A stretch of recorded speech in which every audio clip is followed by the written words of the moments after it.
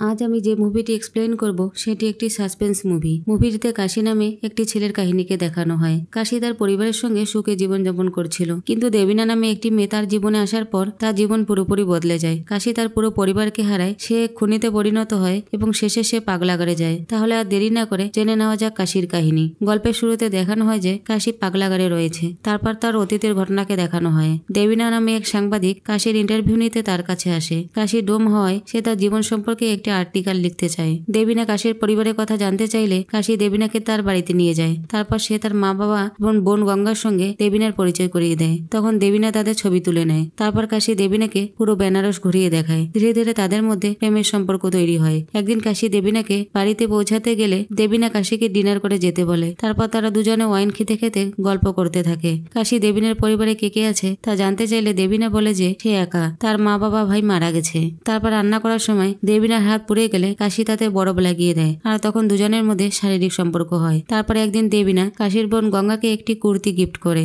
গঙ্গার কুর্তিটি খুব পছন্দ হয়। গঙ্গা বলে এই কুর্তিটি সে আজ কলেজে পড়ে যাবে। তারপর সন্ধ্যার দিকে কাশি যখন দোকানে বসে চা খাচ্ছিল, তখন দেবিনা এসে বলে যে আমি তোমার বাড়ি থেকে গেলাম। গঙ্গা এখনো কলেজ থেকে বাড়ি ফেরেনি, তার ফোন সুইচ অফ বলছে। তখন কাশি বলে যে গঙ্গার কাছে তো কোনো ফোন ছিল না। তখন দেবিনা বলে ছিল, কিন্তু মা বাবা তোমাকে এই কথা বলেনি। তারপর কাশি দেবিনাকে নিয়ে তার বাড়িতে এসে দেখে যে গঙ্গা তখনও বাড়ি ফেরেনি। তারপর কাশি তার মাকে জিজ্ঞাসা করে যে গঙ্গা কলেজে যাওয়ার সময় কিছু বলে গেছে কি। তার মা বলে না। তখন দেবিনা কাশিকে বলে গঙ্গার কলেজে গিয়ে দেখতে। তারপর কাশি ও দেবিনা গঙ্গার কলেজে যায়। সেখানে কলেজের সিকিউরিটি গার্ডকে গিয়ে বললে গার্ড বলে যে কলেজ তো 4টার দিকে বন্ধ হয়ে গেছে। তবুও কাশি আর দেবিনা কলেজের ভেতরে একবার চেক করে দেখে যদি ভুলবশত গঙ্গা ভেতরে লক হয়ে আটকে থাকে, কিন্তু গঙ্গা সেখানে ছিল না। তারপর তারা দুজনে থানায় যায় কমপ্লেইন লেখাতে। সেখানে গিয়ে পুলিশ অফিসারকে বললে সে তাদের একটি পেজ দেয় রিপোর্ট লেখার জন্য। পরের দিন কাশি ও দেবিনা গঙ্গার কলেজে গিয়ে প্রিন্সিপালের সঙ্গে দেখা করে। কাশি প্রিন্সিপালকে বলে যে আমার বোন গঙ্গা চৌধুরী কার বাড়ি ফেরেনি। তখন প্রিন্সিপাল কাশিকে জিজ্ঞাসা করে যে গঙ্গা কোন ডিপার্টমেন্টে ছিল। কাশি বলে আমি ঠিক জানি না। তখন প্রিন্সিপাল একজনকে ফোন করে গঙ্গা চৌধুরী কোন ডিপার্টমেন্টে ছিল তার রেকর্ড চেক করে জানাতে বলে। তারপর সে রেকর্ড চেক করে প্রিন্সিপালকে জানায় যে গঙ্গা চৌধুরী নামে এই কলেজে কেউ নেই। এই কথা প্রিন্সিপাল তাদের বললে দেবিনা বলে যে গঙ্গা এই কলেজেই পড়তো। প্রিন্সিপাল বলে যে আপনাদের কোথাও ভুল হচ্ছে। তখন কাশি বলে গঙ্গা প্রতিদিন বাড়ি থেকে বেরিয়ে কলেজেই আসতো। তা শুনে প্রিন্সিপাল বলে যে সে কলেজে আসতো না অন্য কোথায় যেত তা ভাবা আপনাদের কাজ। তারপর কাশি রেগে গিয়ে সেখান থেকে বেরিয়ে যায়। বাইরে বেরিয়ে কাশি দেবিনাকে বলে এটা কিভাবে সম্ভব, গঙ্গা তো এই কলেজেই পড়তো। দেবিনা বলে কিছু তো গন্ডগোল আছে, আমি এর খবর নিয়ে দেখব। দেবিনা কাশিকে বলে তোমার কি কারোর সঙ্গে শত্রুতা আছে। তখন কাশি ববিনা নামে একটি ছেলের কাছে যায়। তাকে গিয়ে জিজ্ঞাসা করে যে গঙ্গা কোথায়। তা শুনে ববিনা হাসতে থাকে আর বলে যে কি বলছিস কিছু বুঝতে পারছি না। কে তোর বোন? তুই আগে থেকে পাগল ছিলি, কিন্তু এখন দেখছি যে পুরোপুরি পাগল হয়ে গেছিস। তা শুনে কাশি রেগে গিয়ে তাকে মারতে শুরু করে দেয়। তখন দেবিনা কাশিকে আটকায় আর বলে যে তুমি চলো, আমি এর সঙ্গে পরে কথা বলবো। তারপর দেবিনা ববিনার সঙ্গে দেখা করে কথা বলে। কাশির বেস্ট ফ্রেন্ড ছিল রঙ্গিলা। সে কাশির এই খারাপ অবস্থা দেখে তাকে সান্ত্বনা দিতে থাকে। সেই সময় দেবিনা কাশিকে এসে বলে যে আমি ববিনার সঙ্গে কথা বলেছি, সে গঙ্গার সম্বন্ধে কিছু জানে না। তারপর দেবিনা কাশিকে বলে আমি গঙ্গার কলেজে গিয়েছিলাম। গঙ্গার কলেজে এক বান্ধবী আছে, তার নাম শ্রুতি। সে গঙ্গার সম্পর্কে কিছু জানে। আমরা কাল সকালে তার সঙ্গে দেখা করতে যাব। তারপর তারা শ্রুতির সঙ্গে দেখা করতে যায়। শ্রুতি কাশিকে বলে যে গঙ্গা আমাদের সঙ্গে কলেজে পড়তো। তা শুনে কাশি দেবিনাকে বলেছিলাম না গঙ্গা এই কলেজেই পড়তো। তখন দেবিনা শ্রুতিকে জিজ্ঞাসা করে যে গঙ্গা কোথায়। শ্রুতি বলে আমি জানি না, কিন্তু সে কয়েকদিন ধরে খুব মনমরা ছিল। আমাদের কলেজে অভিমন্যু নামে একটি ছেলের সঙ্গে গঙ্গার প্রেম ছিল।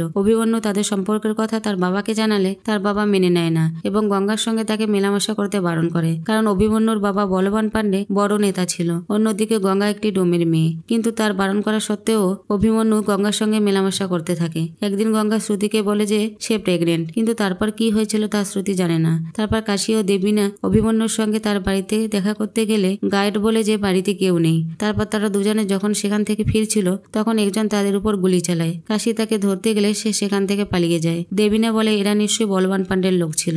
পরের দিন দেবিনা কাশিকে বলে যে কাল রাতে তুমি চলে যাওয়ার পর শ্রুতির সঙ্গে আমার কথা হয়। তুমি রেগেছিলে তাই সে তোমাকে অনেক কথা বলেনি। কাশি বলে কি কথা। তখন দেবিনা বলে অভিমন্যুর বাবা বলবান পান্ডে তাদের সম্পর্ক কখনো মেনে নেবে না, সেজন্য তারা দুজনে কোর্ট ম্যারেজ করবে বলে ঠিক করেছিল। আমি অফিসের কাজে লখনৌ যাচ্ছি, তুমি কোর্টে গিয়ে খবর নাও। তারপর কাশি কোর্টে যায়। সেখানে এক অফিসারকে কাশি জিজ্ঞাসা করে যে গঙ্গা চৌধুরী নামে কেউ কোর্ট ম্যারেজ করেছে কিনা। তা শুনে সে কাশিকে চলে যেতে বলে। তখন কাশি তাকে অনুরোধ করে বলে যে আমার বোন কয়েকদিন ধরে নিখোঁজ, আমার জানাটা খুব দরকার, কিন্তু তাতেও সে রাজি হয় না। তখন কাশি রেগে গিয়ে তাকে মারতে গেলে সে ভয়ে লিস্ট চেক করে এবং বলে যে গঙ্গা চৌধুরী 5 দিন আগে বিয়ে করার জন্য এসেছিল, কিন্তু বিয়ে হয়নি। তারপর কাশি অভিমন্যুর বাড়িতে যায়। কাশি অভিমন্যুর বাবা বলবান পান্ডে ডেকে অভিমন্যু ও গঙ্গার বিষয়ে সবকিছু বলে। কাশি অভিমন্যুর সঙ্গে দেখা করতে চাইলে বলবান পান্ডে বলে অভিমন্যু ছুটি কাটানোর জন্য মসুরি গেছে, সে 1 সপ্তাহ পর ফিরবে। তারপর কাশি ও বলবান পান্ডের মধ্যে কথা কাটাকাটি হলে কাশি সেখান থেকে চলে আসে। তারপর কাশি দেবীনাকে ফোন করে জানায় যে গঙ্গা ও অভিমন্যু কোর্টে বিয়ে করার জন্য গিয়েছিল। তখন দেবীনা বলে অভিমন্যু কোথায় আছে তা জানতে হবে। কাশি বলে আমি অভিমন্যুর বাড়িতে গিয়েছিলাম, তার বাবা বলেছে অভিমন্যু ছুটি কাটানোর জন্য মসুরি গেছে। তখন দেবীনা বলে গঙ্গা নিশ্চয়ই অভিমন্যুর সঙ্গে আছে, আমাদের মসুরি যেতে হবে। তারপর কাশি ও দেবীনা মসুরি গিয়ে সেখানকার হোটেলগুলিতে তাদের খবর নিতে থাকে। তারপর তারা হোটেল থাইল্যান্ড নামে একটি হোটেলে গিয়ে জানতে পারে যে অভিমন্যু 605 নম্বর রুমে আছে, তার সঙ্গে একটি মেয়েও আছে। তখন কাশি ও দেবীনা অভিমন্যু রুমে যায়। কাশি অভিমন্যুকে জিজ্ঞাসা করে গঙ্গা কোথায়। তখন অভিমন্যু বলে কোন গঙ্গা। তারপর কাশি অভিমন্যুকে মারতে শুরু করে দেয়। কাশি অভিমন্যুকে আবার গঙ্গার কথা জিজ্ঞাসা করলে অভিমন্যু বলে আমি কোনো গঙ্গাকে চিনি না। তখন বাথরুম থেকে একটি মেয়ে বেরিয়ে আসে। অভিমন্যুকে অন্য মেয়ের সঙ্গে দেখে কাশির খুব রাগ হয়। তার বোন গঙ্গাকে ধোকা দেওয়ার জন্য সে অভিমন্যুকে আরো বেশি করে মারতে শুরু করে দেয়। তখন অভিমন্যু রুম থেকে পালিয়ে ছাদে যায়। কাশিও তার পেছনে দৌড়াতে থাকে। তারপর কাশি ছাদে গিয়ে অভিমন্যুকে আবার গঙ্গার কথা জিজ্ঞাসা করলে অভিমন্যু একই কথা বলে যে আমি কোনো গঙ্গাকে চিনি না। তখন কাশি তাকে ছাদ থেকে নিচে ফেলে দেয়। অভিমন্যুর সেখানে মৃত্যু হয়। তারপর কাশি ও দেবীনা যখন মসুরি থেকে বেনারস ফিরছিল তখন দেবীনার মোবাইলে বেনারস পুলিশের ফোন আসে গঙ্গার বিষয়ে কথা বলার জন্য তাদের দুজনকে থানায় আসতে বলে। তারপর তারা দুজন থানায় এলে পুলিশ তাদেরকে একটি মেয়ের লাশ দেখায়। কাশি লাশটি দেখে বলে যে এর চেহারা তো চেনাই যাচ্ছে না। তখন দেবীনা বলে এটা তো সেই কুর্তিটি যেটা আমি গঙ্গাকে গিফট করেছিলাম। তখন কাশি কাঁদতে শুরু করে দেয়। তারপর কাশি তার অন্তিম সংস্কার করে। অন্তিম সংস্কার করা হলে অভিমন্যুকে খুনের অপরাধে পুলিশ কাশিকে গ্রেপ্তার করে। তারপর দেবীনা থানায় কাশির সঙ্গে দেখা করতে আসে। দেবীনা কাশিকে বলে যে আমাদের কোথাও একটা ভুল হয়েছে। অভিমন্যু কয়েকদিন ধরে মসুরিতে ছিল, তাহলে এখানে বেনারসে গঙ্গার লাশ কি করে পাওয়া গেল? তার মানে এটা স্পষ্ট যে গঙ্গার খুনি অন্য কেউ, আর সে বেনারসেই আছে। আমি একজন ক্রাইম রিপোর্টারকে এর খবর নিতে বলেছি। তখন কাশি বলে আমি ওকে ছাড়বো না, তুমি শুধু তাকে খুঁজে বের করো। তখন দেবীনা কাশিকে বলে তুমি নিজের খেয়াল রেখো, যদি তুমি জেলে যাও তাহলে আমরা আর গঙ্গাকে ন্যায় দিতে পারবো না। এজন্য কোনো পরিস্থিতিতেই তুমি স্বীকার করবে না যে তুমি খুন করেছো। এদিকে কোর্টে কাশির উকিল জজকে বলে যে অভিমন্যুর মৃত্যু একটা অ্যাক্সিডেন্ট ছিল। কাশি অভিমন্যুকে গঙ্গার বিষয়ে জিজ্ঞাসা করতে গিয়েছিল, কিন্তু অভিমন্যু তার আসল চরিত্র যাতে সবার সামনে না আসে সেজন্য সে নিজেই ছাদ থেকে লাফ দেয়। অপরদিকে বলবান পান্ডের উকিল জজকে বলে যে কাশি অভিমন্যুকে ছাদ থেকে ফেলে দিয়েছে, কিন্তু সে এটা প্রমাণ করতে পারছিল না, কারণ কাশি যখন অভিমন্যুকে ছাদ থেকে নিচে ফেলে দেয় তখন ছাদে শুধু দেবীনা ছিল। তারপর কোর্ট দুদিনের জন্য বন্ধ থাকে, আর সেই দুদিন বলবান পান্ডের উকিল কাশির সম্পর্কে চারদিকে খবর নিতে থাকে। তারপর সে জজকে বলে যে আমি দুদিন ধরে কাশির সম্পর্কে জানার চেষ্টা করেছি, কিন্তু তাতে যে তথ্য সামনে এসেছে তা শুনলে সবাই চমকে যাবে। যে গঙ্গার কারণে কাশি ছটফট করছিল এবং অভিমন্যুকে খুন করেছিল সে গঙ্গা আসলে নেই। কাশির গঙ্গা নামে কোনো বোনই ছিল না। তার প্রমাণ হিসেবে সে ববিনাকে আদালতে ডাকে। ববিনা বলে যে কাশি একটা পাগল। একদিন সে আমাকে এসে মারতে থাকে আর বলে যে আমার বোনের সঙ্গে কেন খারাপ ব্যবহার করেছিস? ওর বোন থাকলে তো আমি তার সঙ্গে খারাপ ব্যবহার করব। কাশির এক প্রতিবেশী বলে যে কাশি সারাদিন একা বিড়বিড় করতো, এমন মনে হয় যেন সে কারোর সঙ্গে কথা বলছে, কিন্তু তার আশেপাশে কেউ থাকে না। তারপর প্রিন্সিপালও বয়ান দেয় যে আমাদের কলেজে গঙ্গা চৌধুরী নামে কেউ অ্যাডমিশন হয়নি। তখন কাশির উকিল গঙ্গা আছে তা প্রমাণ করার জন্য রঙ্গিলাকে হাজির করে। রঙ্গিলা বলে যে সবাই মিথ্যা কথা বলছে, আমি নিজেই গঙ্গার হাতে রাখি পড়েছি। কাশির আরেক বন্ধু বলে গঙ্গা আমাদের সবার খুব আদরের ছিল, সবাই মিথ্যা কথা বলছে। তারপর কাশির আরেক বন্ধুকে ডাকা হলে সেও বলে যে আমি নিজেই কয়েকবার গঙ্গাকে কলেজে পৌঁছে দিয়েছিলাম। গঙ্গার বান্ধবী শ্রুতিও সাক্ষী দেয় যে গঙ্গা তাদের কলেজে পড়তো। অভিমন্যুর সঙ্গে তার সম্পর্ক ছিল। গঙ্গা প্রেগনেন্ট হয়ে গিয়েছিল, আর যেদিন সে কথা আমাকে বলেছে তারপরের দিন থেকে গঙ্গার সঙ্গে আমার আর দেখা হয়নি। দেবীনা ও জজকে বলে যে আমি গঙ্গার সঙ্গে নিজেই দেখা করেছি। গঙ্গা যদি নাই থাকতো তাহলে পুলিশ গঙ্গার যে ডেড বডি পেয়েছিল সেটা তাহলে কার ছিল? তখন বলবান পান্ডের উকিল ইন্সপেক্টর ঘনশ্যামকে ডাকে। তখন ঘনশ্যাম বলে কাশি ও দেবীনা তাকে আইডেন্টিফাই করেছিল। ডেড বডির মুখ জ্বলে গিয়েছিল, কিন্তু তার শরীরে যে কাপড় ছিল সেটা দেখে তারা চিনতে পেরেছিল। তারপর উকিল দেবীনাকে প্রশ্ন করে যে তুমি গঙ্গা ডেড বডি কিভাবে চিনেছিলে? তখন দেবীনা বলে গঙ্গা যে কুর্তিটি পরেছিল আমি ওটা তাকে গিফট করেছিলাম। তারপর উকিল দেবীনাকে একটি কুর্তি দেখিয়ে বলে যে এটা কি সেই কুর্তিটি যেটা তুমি গঙ্গাকে গিফট করেছিলে? তখন দেবীনা হ্যাঁ বলে। তারপর উকিল জজকে বলে যে এরকম ড্রেস বাজারে 500 টাকায় অনেক পাওয়া যায়, শুধু বেনারসেই এরকম 200 পিস ড্রেস বিক্রি হয়েছে। তখন দেবীনা বলে যে আমার বিশ্বাস বডিটা গঙ্গারই ছিল, কারণ একই রকম অনেক ড্রেস থাকতে পারে, কিন্তু দেহের গঠন তো সবার একই হয় না। আর আমি গঙ্গার সঙ্গে অনেকবার দেখা করেছি, তাকে চিনতে আমি কখনো ভুল করব না। তখন উকিল হাসতে হাসতে বলে যে জজ সাহেব আমি এখন চাইছি যে গঙ্গা স্বয়ং নিজে এসে সব সংশয় দূর করে দিক। আমি আমি 3 গোনার সঙ্গে সঙ্গে গঙ্গা ওই দরজা দিয়ে আদালতে প্রবেশ করবে। তারপর সে গোনা শুরু করলে সবাই দরজার দিকে তাকিয়ে দেখতে থাকে, কিন্তু গঙ্গা আসে না। তা দেখে জজ হাসতে থাকে আর বলে যে আপনার জাদু তো ফেল হয়ে গেল। তখন উকিল বলে আমি নিজেই চাইছিলাম আমার জাদু ফেল হয়ে যাক। আমার কথায় কাশি দেবিনার সবাই দরজার দিকে তাকিয়ে দেখছিল। তার মানে আমাদের সবার বিশ্বাস ছিল যে ডেড বডিটা গঙ্গার ছিল না, আর সেজন্যই সবাই দরজার দিকে তাকিয়েছিল গঙ্গাকে দেখার জন্য। সত্যি কথাটা হলো গঙ্গার কোনো অস্তিত্বই নেই। তারপর জজ কোনো সিদ্ধান্তে পৌঁছাতে না পেরে পরের দিন কাশির মা বাবাকে হাজির করতে বলে, যাতে সত্যিটা জানা যায়। তারপরের দিন জজ কাশির মা বাবা হাজির হয়েছে কিনা তা জানতে চায়। তখন কাশির উকিল বলে যে তারা আসছে। সেই সময় রঙ্গিলা ছুটে আসে এবং জজকে বলে যে আমি কাশির বাড়ি থেকে এলাম, কাশির মা বাবাকে পাওয়া যাচ্ছে না। তখন কাশির উকিল বলে নিশ্চয়ই বলবান পান্ডে তাদের কিডন্যাপ করিয়েছে। তখন বলবান পান্ডের উকিল কাশির বাবার বন্ধু জুমনকে সাক্ষী দেওয়ার জন্য ডাকে। জুমন বলে আমি আর কাশির বাবা খুব ভালো বন্ধু ছিলাম। কাশি যখন ছোট ছিল তখন একবার গ্রামে মহামারী হয়েছিল, তাতে কাশির মা বাবা ও বোন মারা যায়। কাশির পরিবারের সবার মৃত্যু হওয়ার পরেও কাশি সবাইকে দেখতে পেত, কিন্তু আমরা কেউ এই বিষয়ে কাশিকে কোনোদিন বলিনি। তখন জজ কাশি মানসিক রোগী কিনা তা পরীক্ষা নির্দেশ দেয়। তারপর এক মানসিক রোগের ডক্টর কাশির সঙ্গে কথা বলে। কোর্টে জজ ডক্টরকে জিজ্ঞাসা করে যে আপনার রিপোর্টে কি বলছে। তখন ডক্টর বলে আমি কাশির সঙ্গে একা কথা বলেছি, তাতে যে রিপোর্ট এসেছে তা চমকে দেওয়ার মতো।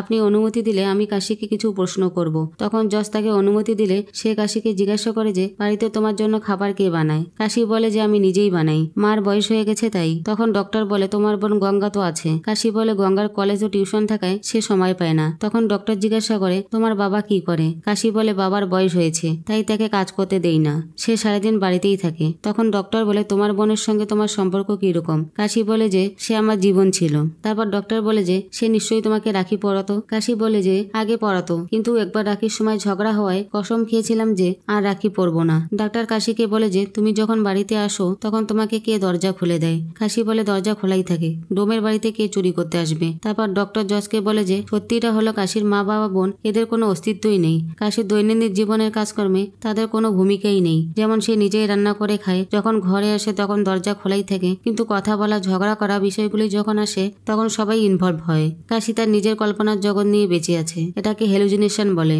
তা শুনে কাশি প্রচুর রেগে যায়। সে ডক্টরকে বলে যে কত টাকায় তুমি বিক্রি হয়েছ।